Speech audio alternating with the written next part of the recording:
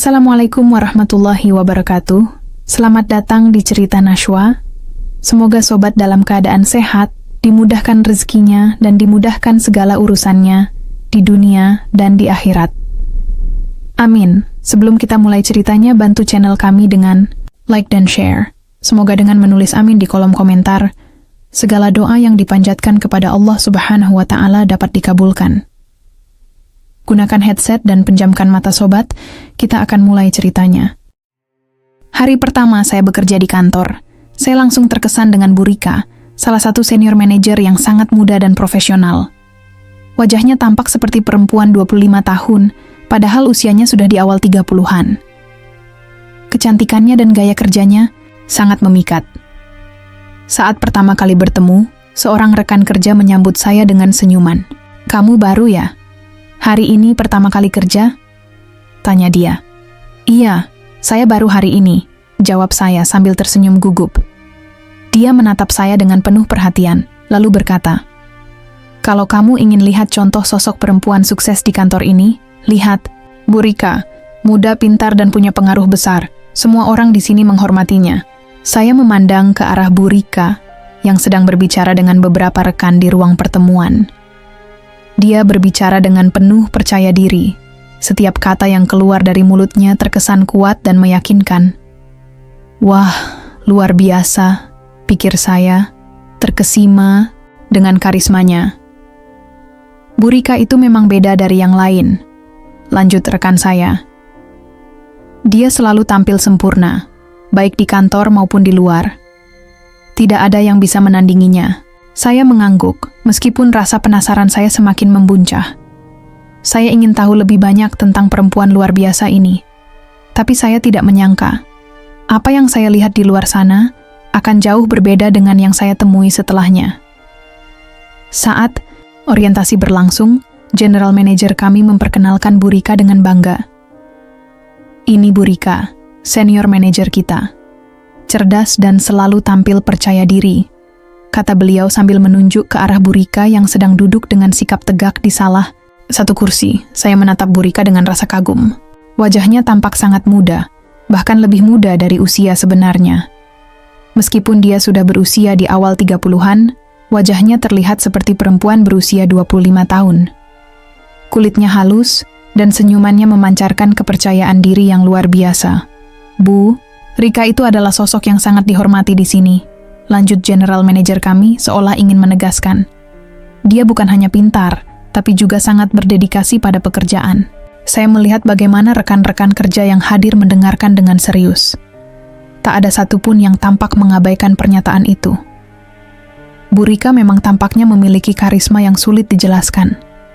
Ketika Bu Rika berbicara di depan kelompok itu, suaranya terdengar tegas dan penuh keyakinan. "Kita akan mencapai target ini jika kita bekerja sama dengan baik. Komunikasi yang jelas adalah kunci untuk kita bisa sukses," ucapnya, mata tajam menatap setiap orang yang ada di ruangan. Saya terkesima. Cara dia berbicara, cara dia memimpin, semuanya begitu memikat. Semua orang mendengarkan setiap kata yang keluar dari mulutnya dengan penuh perhatian. Di sisi lain, saya merasa cemas. Mengapa saya merasa begitu terinspirasi, sementara dia hanya tampak seperti perempuan biasa, walaupun lebih cerdas dan berkarisma? Bagaimana bisa seorang wanita muda seperti Bu Rika begitu dihormati oleh semua orang? Saya mulai bertanya-tanya, apakah saya akan mampu bekerja di bawah orang seperti dia? Namun saat itu, saya tak tahu bahwa seiring berjalannya waktu, pandangan saya tentang Bu Rika akan berubah drastis. Seiring waktu, saya mulai mendengar banyak gosip tentang Bu Rika. Di kantor, tak jarang percakapan ringan berubah menjadi perbincangan yang penuh spekulasi tentang kehidupannya. Beberapa kali, saat kami duduk bersama rekan-rekan kerja di ruang istirahat, topik tentang Bu Rika pun muncul. Kamu tahu kan tentang Bu Rika?" tanya Sita, salah satu rekan kerja saya yang cukup dekat. Rumah tangganya dengan suaminya yang juga eksekutif di perusahaan besar itu katanya nggak seperti yang kita kira. Saya menatapnya bingung. "Maksudnya?" Sita menurunkan suaranya, memastikan tak ada yang mendengar. Katanya mereka udah nggak komunikasi lagi, penuh dengan ketegangan. Bahkan beberapa orang bilang mereka hampir mirip pernikahan terbuka loh. Suaminya jarang pulang, jadi mereka punya kesepakatan sendiri. Saya tercengang mendengar hal itu. Apa? Benarkah? Ya, siapa tahu kan? Cuman gosip sih. Tapi yang jelas, nggak seindah yang kita lihat di luar sana. Bu Rika selalu tampil sempurna di kantor, tapi siapa yang tahu masalah yang ada di rumahnya? Jawab Sita sambil menunduk, seakan khawatir membicarakan hal ini lebih lanjut. Gosip itu terus beredar, dan perlahan saya mulai mendengar lebih banyak cerita yang tak terduga tentang kehidupan pribadi Bu Rika. Tapi, meskipun gosip itu beredar, tidak ada yang berani membicarakan hal tersebut secara terbuka. Semua orang di kantor seperti diam, seolah tak ingin mencampuri urusan pribadi Bu Rika. Bahkan, beberapa rekan yang saya ajak berbicara pun hanya mengangkat bahu dan bergumam, bukan urusan kita. Namun, rasa penasaran saya tetap tumbuh. Apa yang sebenarnya terjadi di balik penampilan sempurna Bu Rika? Dan apakah kehidupan pribadinya yang penuh gejolak akan mempengaruhi karir dan sikapnya di kantor? Pertanyaan-pertanyaan itu mulai memenuhi pikiran saya. Suatu malam, setelah seharian bekerja, saya memutuskan untuk mampir ke restoran dekat kantor bersama beberapa rekan. Saat masuk, saya melihat sesuatu yang membuat saya tertegun. Di sudut ruangan, tampak Bu Rika sedang makan malam bersama seorang rekan laki-laki. Mereka duduk sangat dekat, berbicara dengan akrab, dan tertawa bersama. Bukan suaminya tentu saja. Saya menatap mereka sejenak, merasa tak percaya. Bukankah Bu Rika sudah menikah?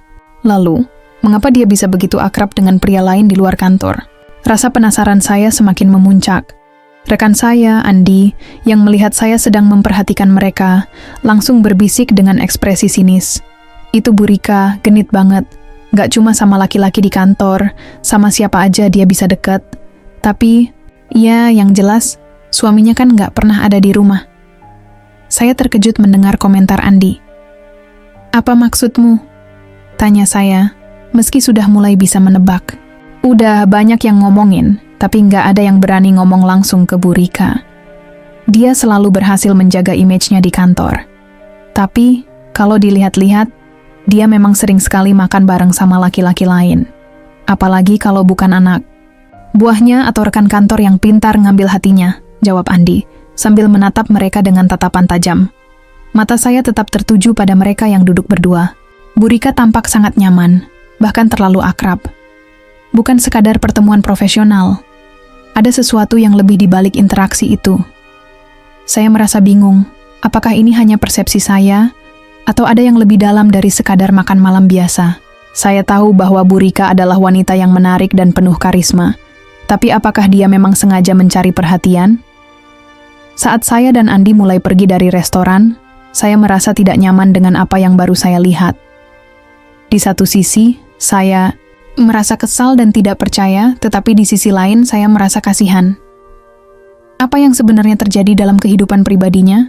Hari demi hari, saya mulai menyadari bahwa tidak hanya di luar kantor, tapi juga di dalam kantor, sikap Bu Rika selalu menarik perhatian. Di ruang rapat, di kantin, atau bahkan di lorong-lorong kantor, dia selalu berusaha menjadi pusat perhatian. Tidak ada yang bisa mengabaikan kehadirannya. Suatu pagi, saya duduk bersama rekan lama saya, Eko, saat kami sedang menunggu rapat dimulai. Eko menatap Bu Rika yang sedang berbicara dengan seorang atasan dengan cara yang sangat dekat, tampak seperti sedang bercanda lebih dari sekadar diskusi pekerjaan. Bu Rika itu nggak bisa diem kalau di kantor, ujar Eko sambil menggelengkan kepala. Semua perhatian harus ke dia. Kalau enggak, dia bisa merasa diabaikan. Saya menatap Bu Rika sejenak. Dia memang selalu tampak ceria dan penuh energi, tapi ada sesuatu yang terasa berbeda kali ini. Maksudmu? Tanya saya, masih mencoba memahami lebih dalam. Eko menghela napas dan melanjutkan. Dia itu suka banget mendekati siapa saja yang dia rasa bisa memberi perhatian lebih. Bukan cuma sama kita, anak buahnya, tapi juga sama atasan dan rekanan. Bahkan, aku sering lihat dia ngobrol dengan direksi perusahaan, sambil tertawa-tawa nggak jelas. Saya merasa agak canggung. Tapi kan itu nggak masalah ya. Dia kan cuma profesional. Jawab saya, mencoba membela Bu Rika, meskipun saya mulai merasa ada yang tidak beres. Eko tersenyum tipis, seakan tahu bahwa saya mulai merasakan apa yang dia maksudkan. Profesional memang, tapi ada batasnya. Lihat aja, dia sering banget flirt sama atasan, bahkan rekanan kantor. Selalu bisa bikin suasana jadi cair dan nyaman. Tapi entah kenapa aku merasa ada sesuatu yang lebih dari sekadar profesionalisme. Percakapan kami terhenti saat Bu Rika melintas di depan meja kami, tersenyum ceria dan memberi anggukan ringan. "Selamat pagi, Eko, selamat pagi," katanya dengan suara manis yang seakan langsung mencuri perhatian seluruh ruangan. Saya hanya bisa membalas senyuman itu, meskipun ada perasaan tidak nyaman yang mulai menguasai saya. Dalam hati, saya bertanya-tanya, apakah sikap Bu Rika ini hanya sebatas kepribadian, atau ada motif lain yang lebih dalam? Saya mulai merasa tidak yakin, dan semakin hari, semakin sulit untuk tidak memperhatikan tingkah lakunya yang semakin genit dengan rekan laki-laki, bahkan dengan atasan. Semakin lama saya bekerja di kantor, semakin banyak gosip yang saya dengar tentang kehidupan pribadi Bu Rika. Awalnya saya berpikir, ini hanya sekadar obrolan kosong di kalangan rekan-rekan kerja. Namun saya segera menyadari bahwa apa yang saya dengar bukan sekadar omong kosong. Suatu hari saya berada di ruang istirahat, duduk bersama beberapa rekan kerja yang baru bergabung. Saat itulah Bu Rika masuk, tampaknya tidak ada yang aneh pada awalnya. Namun, dia tampaknya ingin berbicara dengan kami. Dengan senyum ramah yang selalu dia tampilkan, Bu Rika duduk di sebelah kami. "Aku nggak tahu kenapa aku merasa begitu lelah akhir-akhir ini," kata Bu Rika dengan suara sedikit serak. "Suami aku nggak pernah ada di rumah. Kerja terus, dan kita hampir nggak pernah komunikasi lagi. Rasanya aku hidup sendirian, meskipun aku sudah menikah." Semua orang di meja kami diam. Kami hanya menatap Bu Rika, sedikit terkejut mendengar kalimat itu keluar dari mulutnya.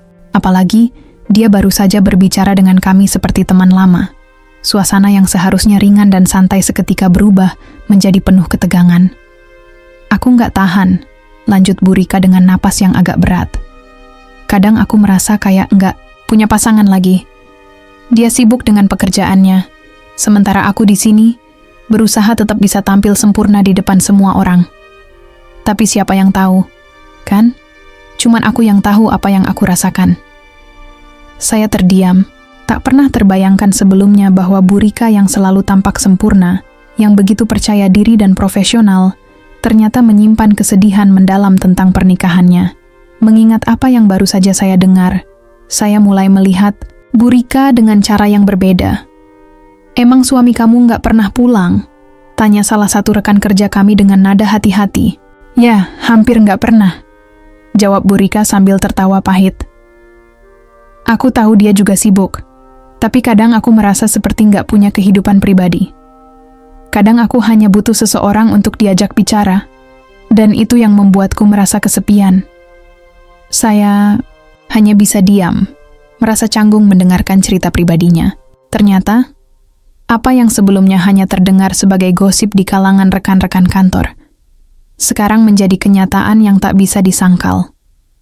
Bu Rika, yang terlihat sempurna di luar, ternyata punya luka dan perasaan yang tersembunyi dalam dirinya. Hari itu, suasana kantor seperti biasa. Rapat pagi selesai, dan semua kembali sibuk dengan pekerjaan masing-masing. Namun, saat saya sedang duduk di meja, salah satu rekan kerja, Dita, mendekati saya dengan ekspresi cemas. "Kamu tahu nggak, Bu Rika? Fotonya tersebar di kantor," kata Dita dengan suara pelan, seakan takut ada yang mendengar. Saya terkejut. "Apa? Foto? Maksudmu foto apa?" Saya langsung merasa ada yang tidak beres. Dita menatap saya, matanya lebar dengan kekhawatiran. "Iya," katanya, "foto-foto pribadi Bu Rika yang enggak seharusnya tersebar. Ada yang ngeliat di grup WhatsApp kantor, terus beredar kemana-mana." Pikiran saya langsung melompat. Foto apa? Apa yang terjadi? Saya merasa bingung dan tak percaya dengan apa yang saya dengar. Bu Rika yang selalu terlihat begitu sempurna, begitu profesional, sekarang fotonya tersebar? Ini tidak masuk akal. "Sumbernya dari mana?" tanya saya. Berusaha tetap tenang meski rasa penasaran dan kecemasan mulai merayap. Dita terlihat ragu sejenak lalu melanjutkan. Katanya, laptop lama Bu Rika dipakai oleh anak buahnya yang baru, terus ada folder cadangan dari handphone lamanya. Di dalamnya ada foto-foto pribadi Bu Rika yang nggak seharusnya dilihat orang lain. Saya terdiam. Keringat dingin mulai merembes di dahi. Foto pribadi. Bu Rika yang selalu tampil anggun dan tidak terjamah, kini foto-fotonya tersebar begitu saja. Rasa takut dan gelisah mulai menguasai saya. Gimana bisa sampai ke tangan orang? Tanya saya, hampir tidak percaya. Dita menggigit bibirnya. Ada yang bilang itu sengaja nggak dihapus. Ada juga yang bilang dia lupa. Pokoknya, foto-foto itu bukan hanya foto biasa. Ada foto-foto yang nggak seharusnya beredar. Setelah mendengar cerita Dita, saya merasa dunia saya seperti terbalik. Bu Rika, yang selama ini saya kagumi dan hormati, tiba-tiba menjadi sosok yang sangat berbeda di mata saya. Foto-foto yang dimaksud itu pasti bukan sembarang foto. Dan jika benar ada foto-foto tersebut, maka ini bisa jadi bencana besar. Apa yang sebenarnya terjadi dengan Bu Rika? Mengapa hal ini bisa terjadi? Dan yang lebih penting, apa yang akan terjadi di kantor jika kabar ini semakin tersebar? Perasaan campur aduk antara simpati, kebingungan, dan ketidakpercayaan menguasai diri saya. Saya memutuskan untuk mencari tahu lebih banyak, meskipun saya tahu ini adalah jalan yang berbahaya. Hari-hari setelah saya mendengar kabar tentang foto Bu Rika, suasana di kantor terasa berbeda. Seperti ada ketegangan yang menyelimuti ruangan, meskipun semua orang berusaha tetap tampak normal. Namun, saya bisa merasakan perubahan. Mata yang saling bertatapan, bisikan yang lebih pelan, dan tatapan penasaran dari setiap orang. Beberapa hari setelahnya, saya bertemu dengan Jono, salah satu rekan yang sudah lama bekerja di sini. Wajahnya tampak serius, dan saat kami bertemu di pantry, dia langsung berbicara dengan suara rendah. "Lu nggak tahu kan foto Bu Rika yang tersebar?" tanyanya. Matanya tajam menatap saya.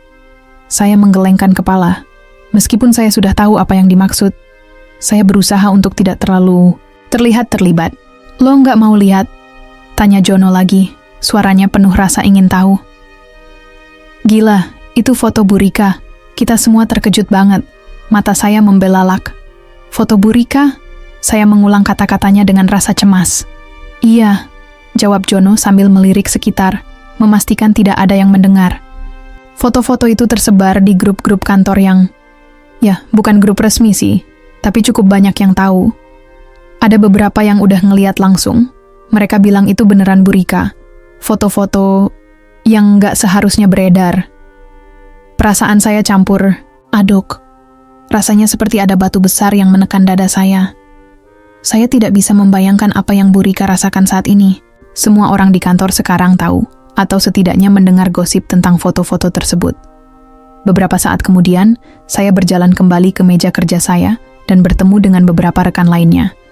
Mereka sedang berdiskusi dengan suara pelan, namun saya bisa mendengar potongan percakapan mereka. "Gila, itu beneran Bu Rika kan?" kata Ari, sambil tertawa kecil, namun ada nada ngeri di suaranya.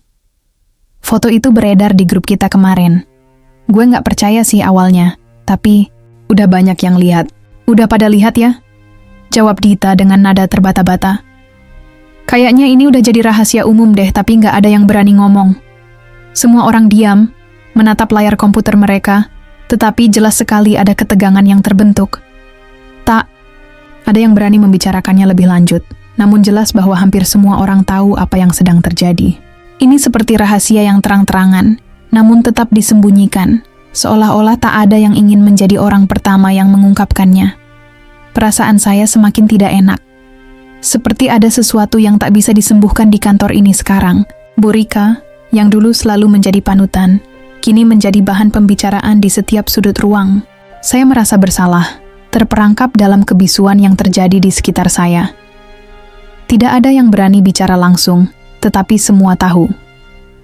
Saya bertanya-tanya, bagaimana rasanya bagi Bu Rika, yang tidak hanya menghadapi masalah rumah tangganya, tetapi sekarang juga harus menghadapi kenyataan bahwa privasinya telah terungkap begitu saja di tempat kerja. Hari-hari setelah foto-foto Bu Rika tersebar, kabar tentang bagaimana foto itu bisa keluar mulai beredar di antara rekan-rekan saya. Ternyata, sumbernya berasal dari kejadian yang sangat tidak terduga. Pada suatu pagi, saya duduk bersama Dita di ruang istirahat dan dia dengan penuh keyakinan menceritakan apa yang sebenarnya terjadi. "Kamu tahu nggak gimana foto-foto itu bisa tersebar?" Dita bertanya, wajahnya cemas namun penuh rasa ingin tahu. Saya menggelengkan kepala, menunggu penjelasan lebih lanjut. Jadi, komputer kerja Bu Rika yang lama dipakai oleh anak buahnya yang baru. Setelah dia dapat laptop baru dari kantor, yang lama ditinggal aja gitu, Dita menjelaskan pelan. Memastikan tidak ada orang lain yang mendengarkan. Anak buahnya ini, dia nggak tahu kalau ada folder cadangan dari ponselnya Bu Rika di situ. Lanjut Dita. Jadi, dia ngakses laptop itu, nggak sengaja ketemu folder backup dari ponsel Bu Rika. Nah, isinya, ya ampun, banyak banget foto-foto pribadi yang seharusnya nggak pernah dilihat orang lain. Saya terdiam, tidak bisa menyembunyikan keterkejutan saya. Bagaimana mungkin foto-foto pribadi itu bisa ada di dalam folder di laptop kantor? Dan kenapa Bu Rika bisa sampai lupa menghapusnya? Selama ini, saya selalu mengira Bu Rika adalah orang yang sangat berhati-hati, selalu menjaga citra dan privasinya. Isinya, nggak cuman foto biasa loh, lanjut Dita. Menurunkan suaranya lebih rendah lagi. Ada foto-foto yang nggak senonoh banget. Foto-foto Bu Rika tanpa busana. Ada juga foto-foto dia di tempat tidur.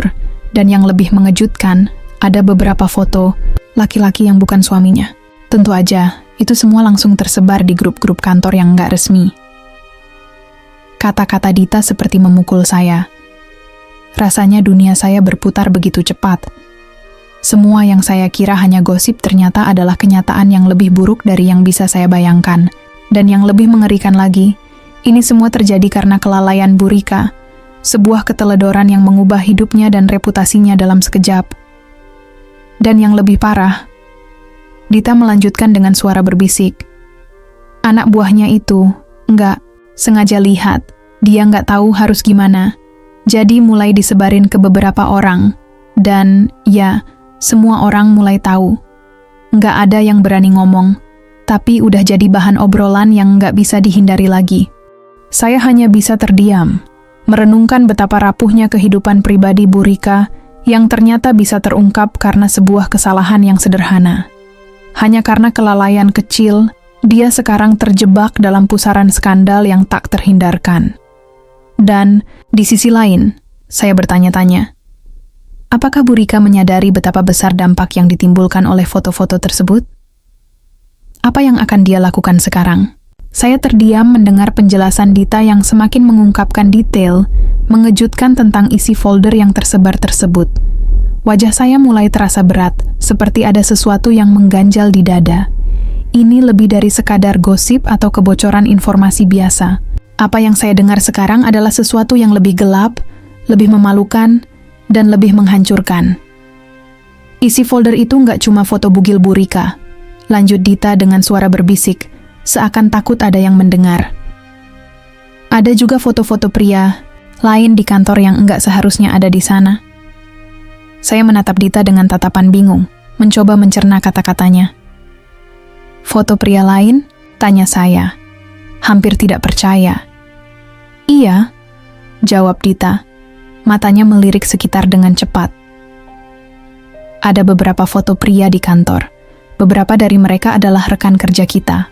Yang, ya, foto-foto mereka diambil tanpa mereka ketahui, gitu.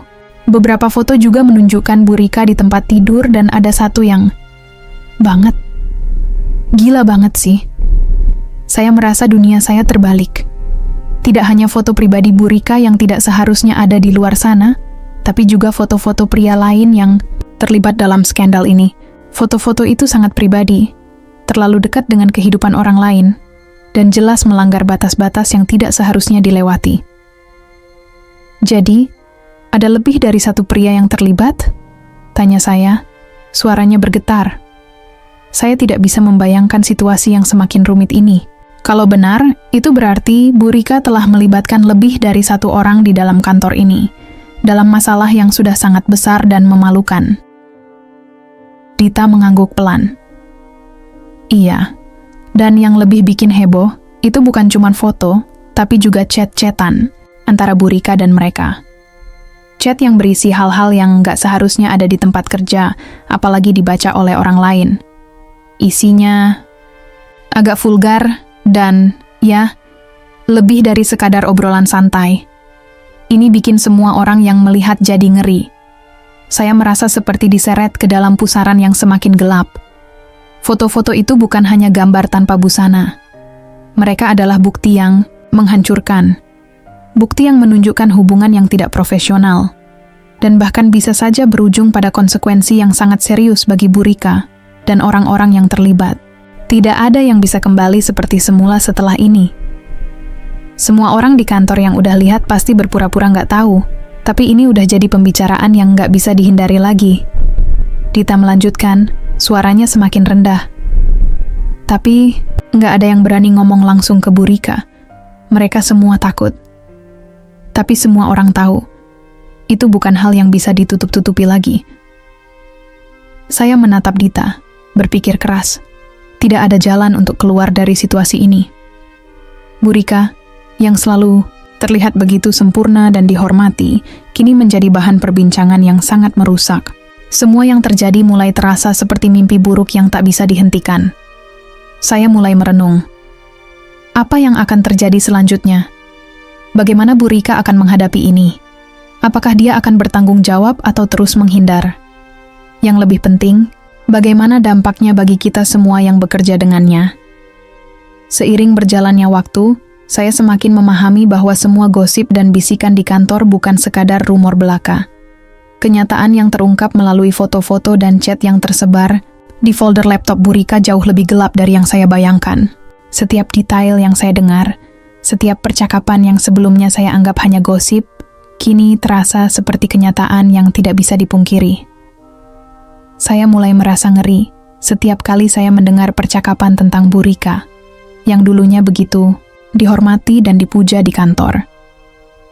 Kebenaran yang terungkap dari foto-foto dan chat tersebut tidak hanya mengubah pandangan saya tentang dirinya, tapi juga tentang banyak orang di sekitar saya. Beberapa pria yang selama ini saya anggap profesional ternyata terlibat dalam hubungan intim dengan Bu Rika. Mereka, yang seharusnya menjadi panutan di kantor, ternyata terjerat dalam hubungan yang lebih dari sekadar pekerjaan. Lo nggak percaya, kan kalau ternyata beberapa orang di sini, yang kelihatannya sangat profesional, malah punya hubungan sama Bu Rika? Tanya Jono suatu sore ketika kami bertemu di pantry. Saya hanya bisa menatapnya dengan pandangan kosong. Maksud lo, mereka? Suara saya hampir tidak terdengar. Ya, mereka, jawab Jono dengan nada serius. Ada beberapa pria yang terlihat dekat banget sama Bu Rika dan ternyata mereka juga punya hubungan yang jauh lebih pribadi. Hubungan intim, bukan cuma ngobrol-ngobrol santai. Mendengar itu, saya merasa seolah-olah semuanya hancur. Semua yang saya kira saya ketahui tentang Bu Rika, tentang rekan-rekan saya, tentang cara kerja di sini, kini terasa seperti ilusi yang runtuh. Saya tidak tahu harus bagaimana menghadapi kenyataan bahwa orang-orang yang saya anggap sahabat dan profesional bisa terlibat dalam sesuatu yang begitu memalukan dan merusak reputasi mereka sendiri. Jadi, itu semua bukan cuma gosip? Saya bertanya, berusaha untuk tetap tenang, meskipun di dalam hati saya sedang dihantui berbagai perasaan yang sulit dijelaskan.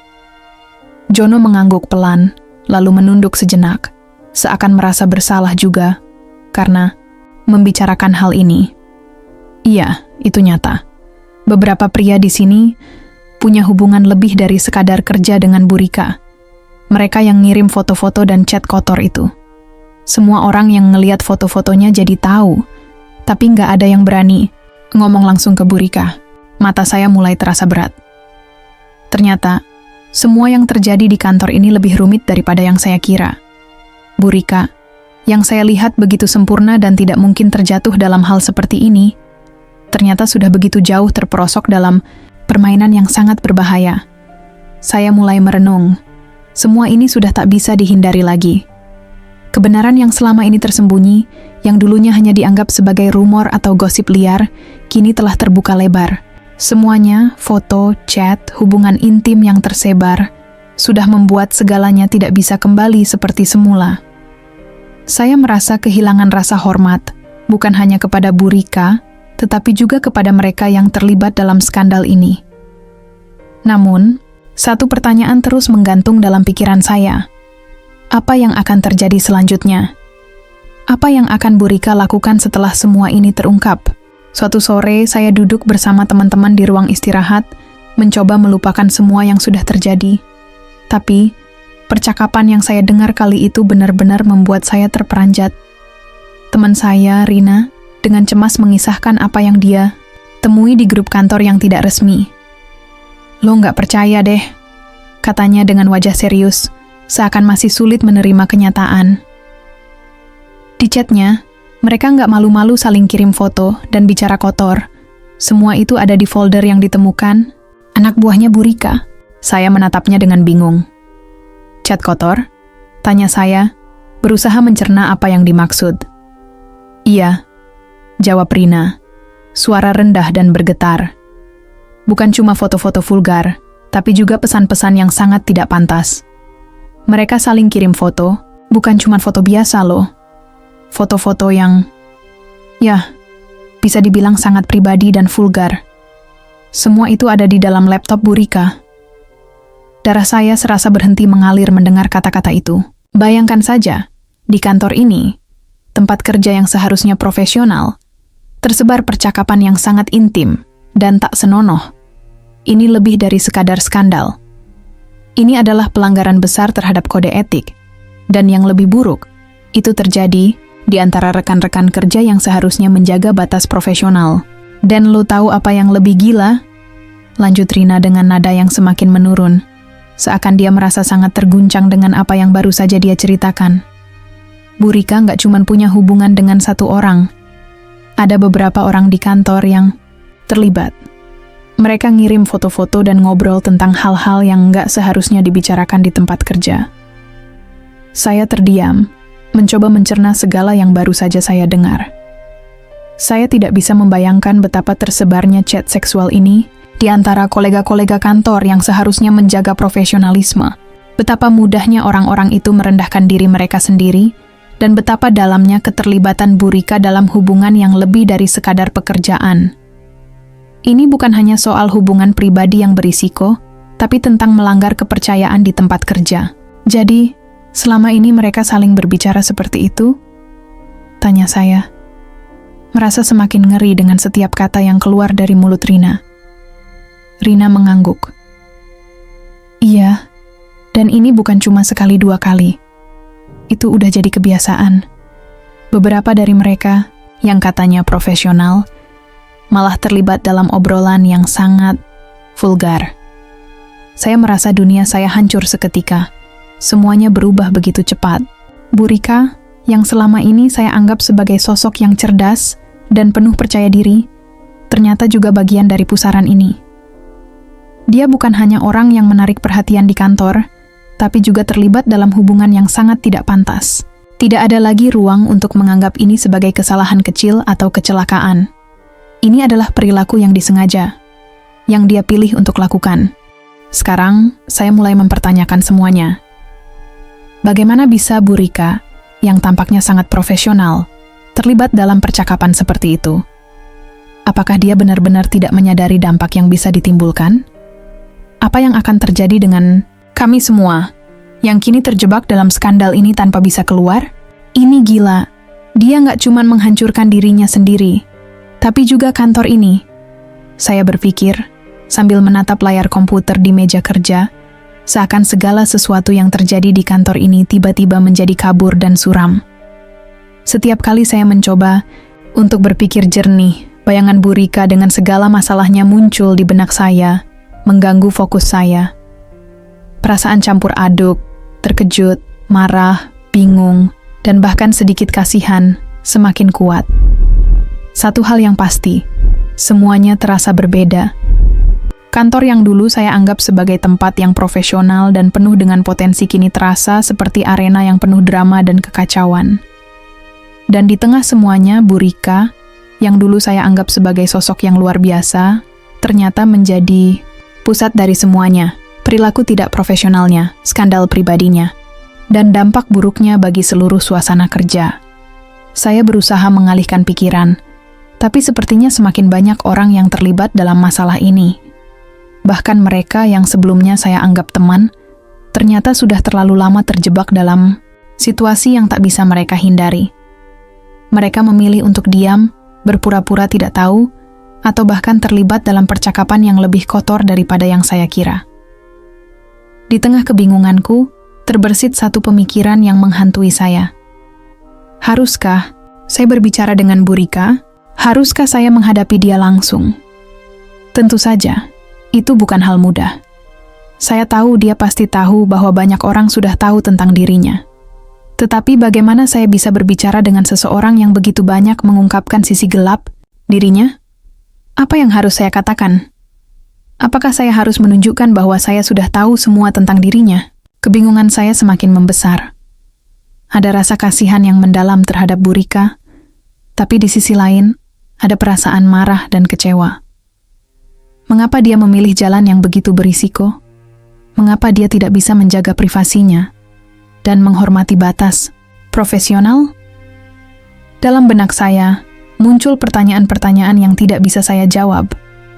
Apakah dia benar-benar tidak menyadari betapa besar kerusakan yang dia timbulkan, tidak hanya pada dirinya, tetapi juga pada semua orang yang ada di sekitarnya? Namun, meskipun perasaan itu melanda, saya juga merasa cemas. Cemas tentang apa yang akan terjadi selanjutnya. Apakah Bu Rika akan tetap berusaha mempertahankan posisinya? Apakah kantor ini akan berubah selamanya akibat skandal yang tak kunjung usai? Saya ingin mengajak Bu Rika berbicara, tetapi saya merasa cemas apakah dia siap mendengar kenyataan yang harus saya sampaikan. Apa yang harus saya lakukan? Terus diam dan mengabaikan kenyataan ini? Atau mencari cara untuk menghadapinya, meskipun saya tahu itu mungkin akan merusak semuanya lebih jauh lagi? Suatu sore, setelah seharian penuh dengan pekerjaan yang menumpuk, saya berkumpul dengan beberapa rekan kerja yang sudah cukup dekat dengan saya. Kami duduk di ruang istirahat, saling bercanda untuk menghilangkan stres.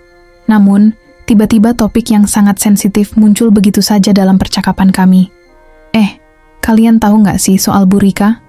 Ujar Dika, rekan kerja saya yang sudah lama bekerja di sini, sambil menyeringai. Saya terdiam sejenak. Maksudnya soal apa?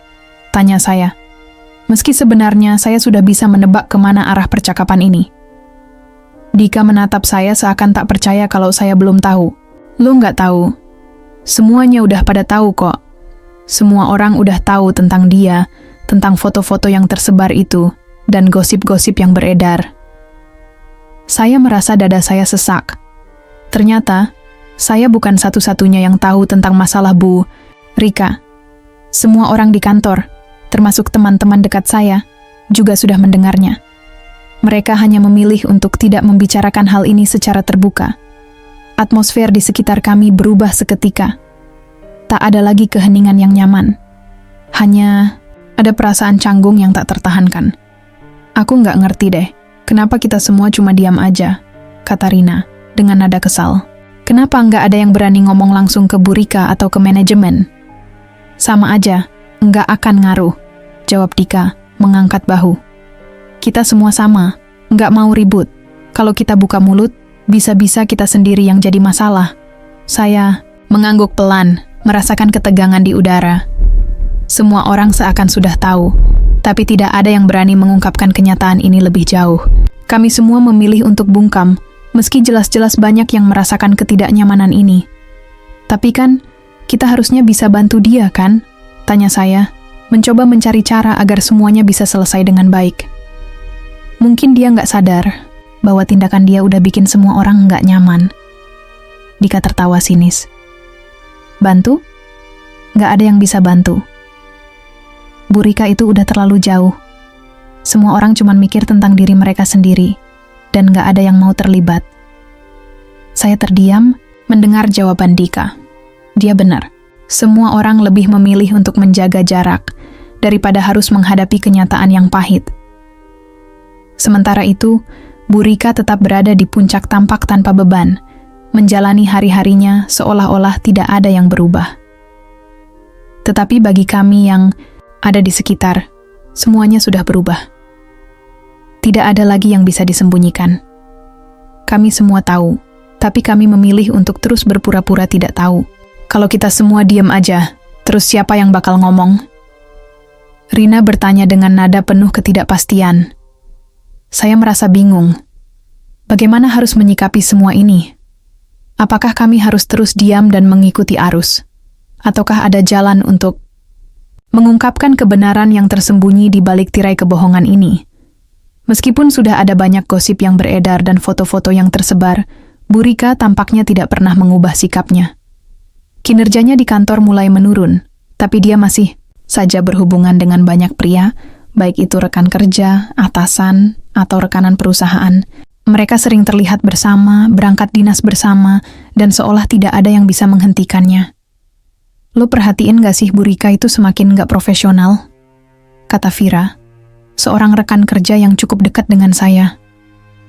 Kami sedang duduk santai di ruang istirahat setelah seharian penuh bekerja. Dia itu gak pernah fokus sama pekerjaannya.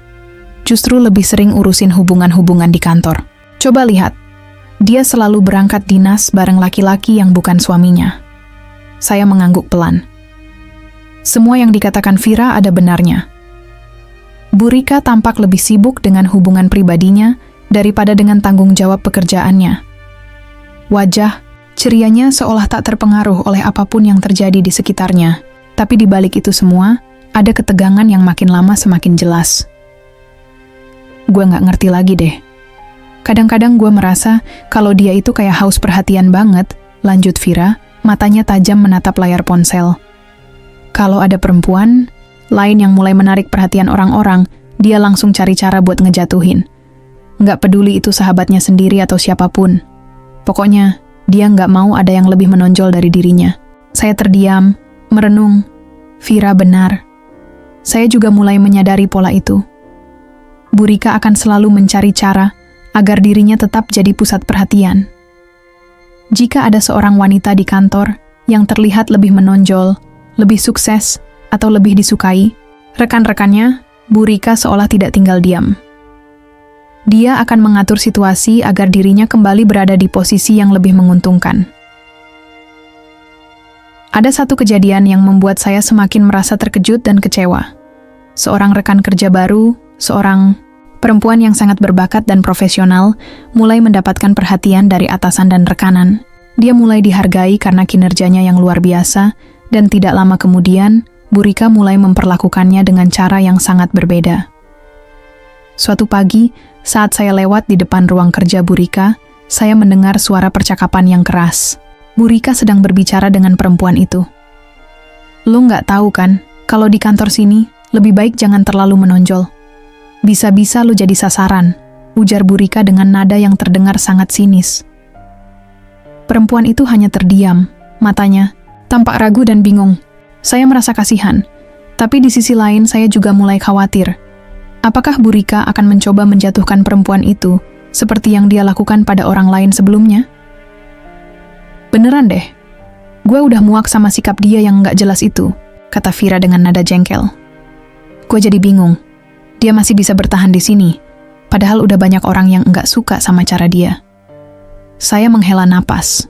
Semua yang saya dengar dan lihat tentang Bu Rika makin memperjelas gambaran tentang dirinya yang semakin terungkap. Dia mungkin memang pintar dan memiliki karisma, tapi perilakunya yang tidak profesional dan manipulatif membuatnya menjadi sosok yang sangat sulit dihormati. Keinginannya untuk selalu menjadi pusat perhatian membuat orang-orang di sekitarnya merasa tertekan dan terintimidasi. Gue nggak tahu lagi deh, harus gimana? Lanjut Vira dengan cemas. Kayaknya makin lama dia makin merasa nggak ada yang bisa ngatur dia. Saya hanya bisa mengangguk.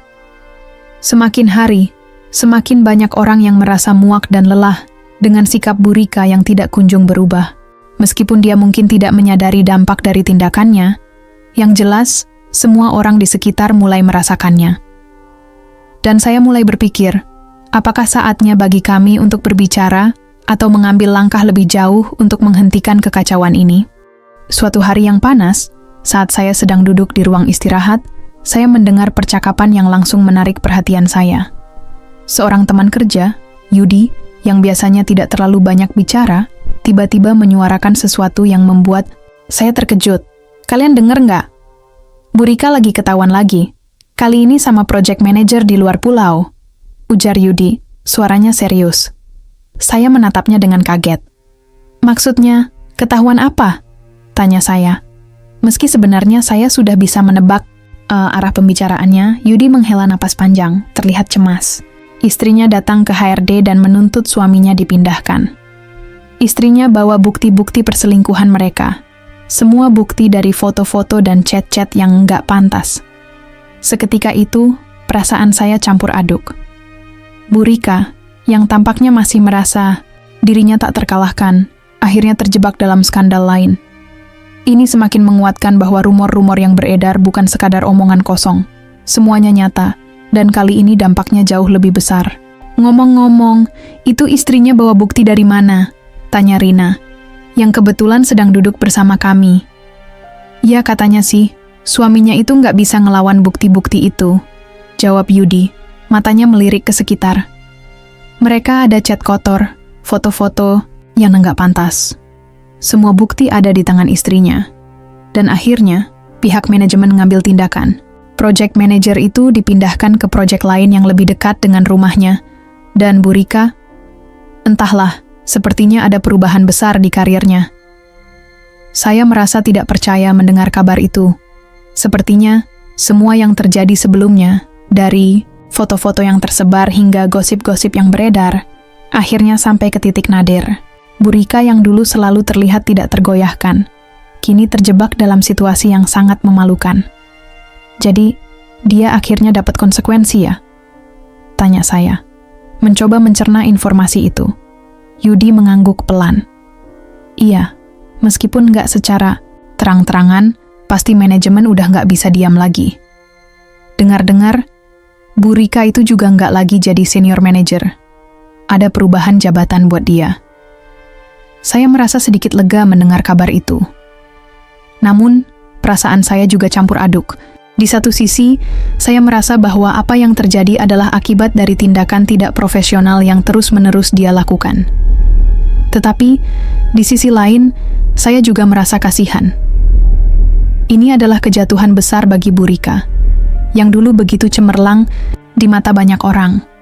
Rina, yang sejak tadi hanya diam, akhirnya berbicara. Emang sih, udah terlalu banyak yang dilakukan Bu Rika. Cuman, kadang gue mikir, apa yang dia lakuin ini karena dia benar-benar nggak bahagia di rumah tangga atau ada alasan lain. Dia tuh kelihatan banget butuh perhatian dari orang lain. Saya terdiam. Rina benar. Mungkin ada lebih dari sekadar kesalahan yang bisa dilihat dari luar. Mungkin Bu Rika mencari sesuatu yang hilang dalam hidupnya. Sesuatu yang mungkin tidak bisa didapatkan dari pernikahannya yang sudah retak. Tapi tidak ada yang bisa membenarkan cara-cara yang dia pilih untuk mencari perhatian tersebut. Saya kembali teringat dengan kejadian-kejadian sebelumnya yang pernah saya saksikan. Sikap Bu Rika yang selalu merasa harus menjadi pusat perhatian. Cara dia menjatuhkan orang lain, dan semua hubungan yang dia bangun hanya untuk memenuhi kebutuhannya sendiri. Sekarang, semua itu mulai membawa konsekuensinya. Dan meskipun saya merasa kasihan, saya tahu bahwa Bu Rika harus menerima akibat dari tindakannya. Semoga aja dia bisa belajar dari semua ini, kata saya, akhirnya mengeluarkan pendapat saya. Semoga dia bisa memperbaiki diri. Rina menatap saya dengan tatapan penuh pertanyaan. Lo yakin dia bakal berubah? Lihat aja nanti. Mungkin dia akan coba bikin drama lagi. Saya hanya bisa menghela napas. Tak tahu harus berkata apa lagi.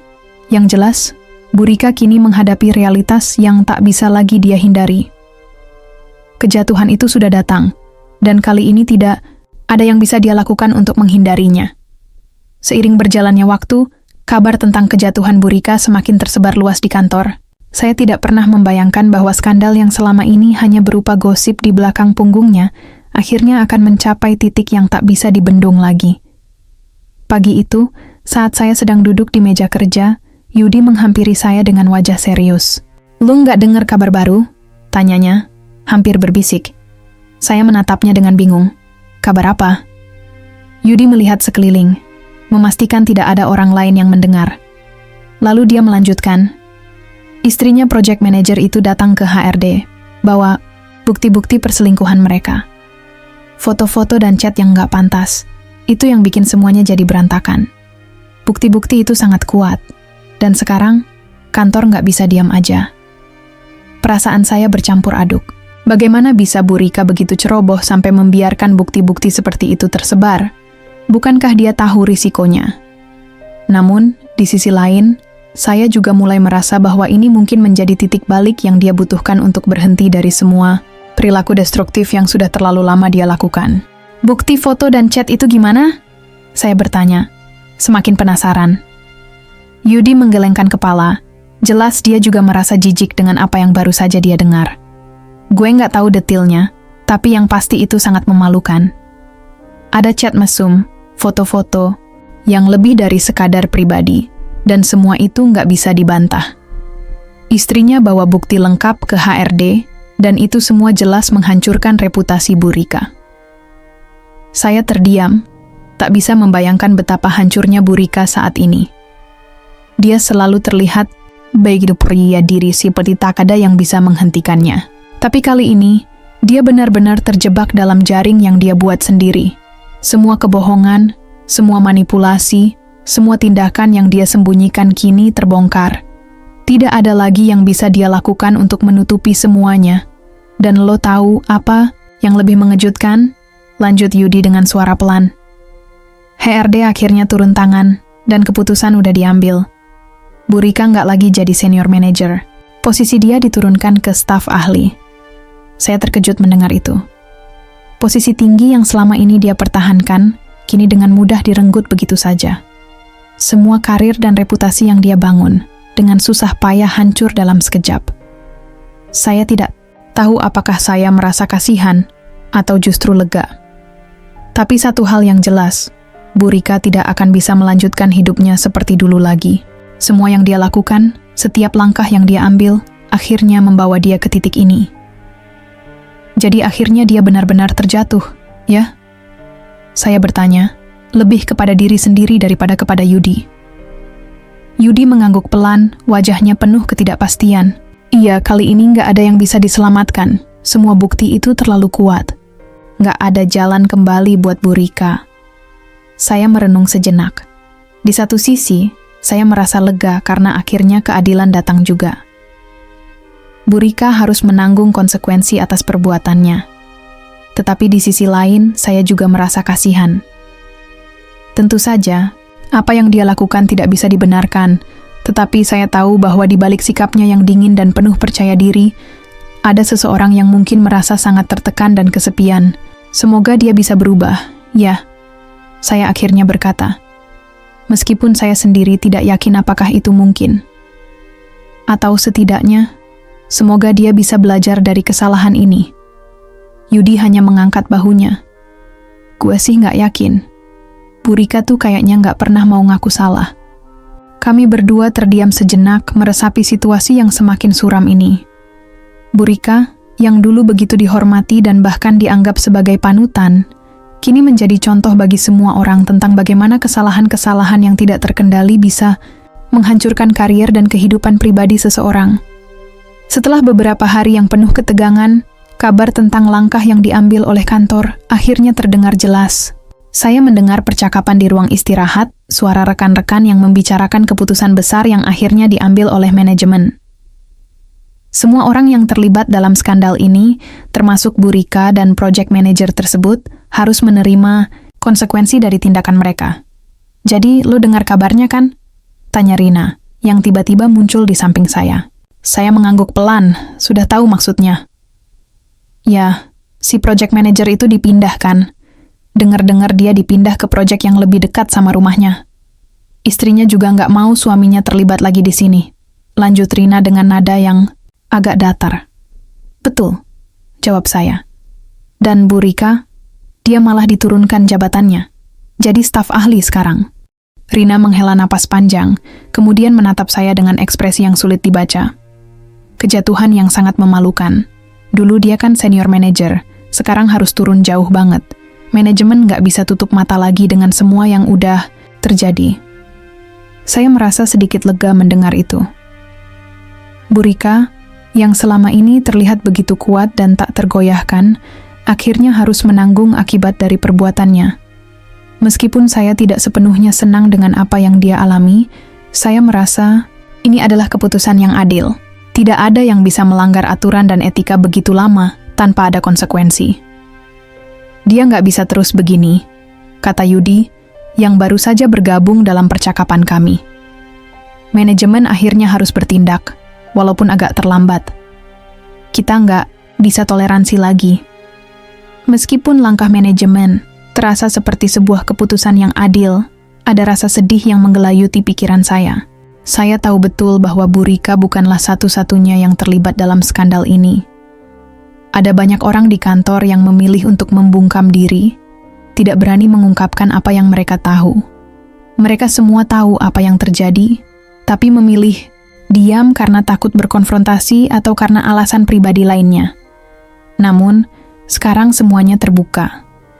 Dan Bu Rika harus menghadapi kenyataan pahit itu. Keputusan manajemen yang menurunkannya dari jabatan senior manager menjadi staf ahli adalah sebuah langkah yang menunjukkan bahwa tidak ada yang kebal dari konsekuensi, bahkan bagi orang yang paling berpengaruh sekalipun. Ya, meskipun itu keputusan yang adil, gue cuman berharap dia bisa belajar dari ini, kata Rina lagi, terlihat sedikit kasihan.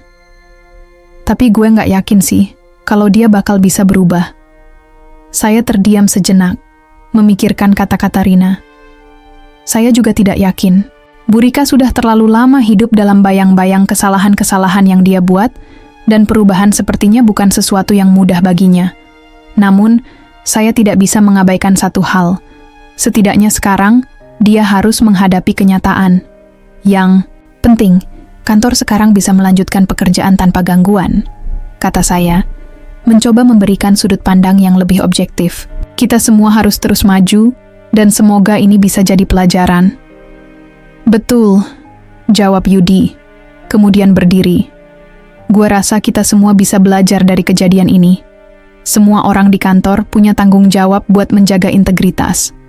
Saya mengangguk, merenungkan apa yang baru saja terjadi. Skandal ini memang mengguncang banyak orang, termasuk saya. Namun, akhirnya kami semua harus melanjutkan hidup. Keputusan manajemen sudah diambil, dan Bu Rika harus menanggung akibat dari semua perbuatannya. Meskipun saya tidak tahu apa yang akan terjadi pada Bu Rika selanjutnya, satu hal yang pasti, kejatuhan ini adalah titik balik yang tak bisa dia hindari. Setelah kejadian itu, Bu Rika sepertinya mulai menyadari kesalahannya. Tapi semuanya sudah terlambat. Dia tetap nggak bisa profesional, bahkan dengan anak buahnya, kata seorang karyawan yang kecewa. Sebagai karyawan baru, saya benar-benar terkejut dengan semua drama di dunia perkantoran. Ternyata, dunia kerja nggak seindah yang aku kira, pikirku. Sambil melihat Bu Rika yang kini tak lagi bisa menyembunyikan bekas luka dari masa lalunya.